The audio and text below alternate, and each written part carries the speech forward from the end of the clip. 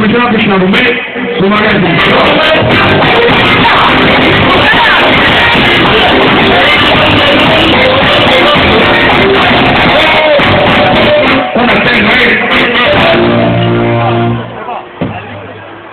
allora, i momenti di festa hanno fatto di nuovo, devono venire una canzone.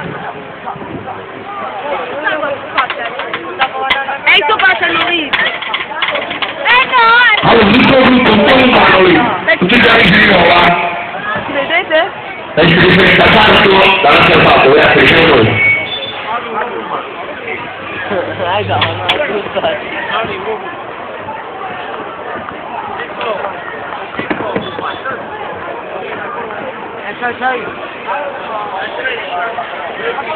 Gabriele!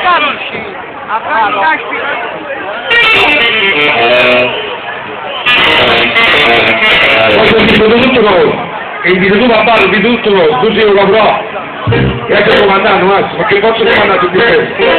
In calcio comandante? No, calcio comandante perché ti abbiamo facciato più.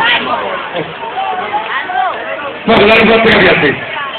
A te capito, quindi devo ancora avere la tu sei uno di bravo, uno di volete donne? No! Ma cosa?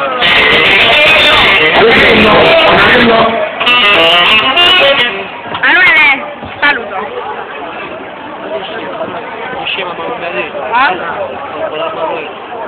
Che ci sembra? Voglio vedere. Oh, sto facendo strano.